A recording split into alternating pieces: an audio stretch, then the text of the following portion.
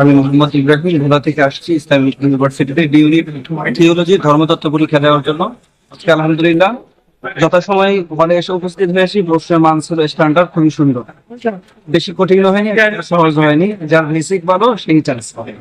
আপনি কতটুকু আশাবাদী? আমি আশা রাখতে পারি আমার 55-60 প্লাস ইনশাআল্লাহ। আমার অনেকটাই কমন ছিল, সাকসেস গাইড করছে, ওখান থেকে অনেকগুলো কমন ছিল। যারা একটু পরিশ্রম করছে আশা করি সবাই, যারা একটু পরিশ্রম করছে তারাই চান্স পাবেন ইনশাআল্লাহ। আচ্ছা, আপনি যদি চান্স পান কোন সাবজেক্ট নিয়ে পড়তে আগ্রহী? আমার পছন্দের সাবজেক্ট হলো তাফসীর। যদি চান্স পাই ইনশাআল্লাহ তাফসীরে ভর্তি হবো। আমি যদিও জেনারেলের ছাত্র, তারপর আমার কাছে প্রশ্ন মনে হয়েছে সহজ। আলহামদুলিল্লাহ জেনারেলের হয়েও মোটামুটি 60টা প্লাস জায়গাইছি। আলহামদুলিল্লাহ দেখা যাক কি হয়।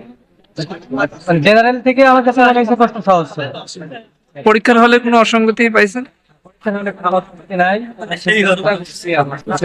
যদি চান্স পান কোন সাবজেক্ট নিয়ে পড়তে আগ্রহী? চান্স পাইলে তো খাবার দেখা যাক, আগে রেজাল্ট তারপরে যেটা তাকে যদি হয় তাহলে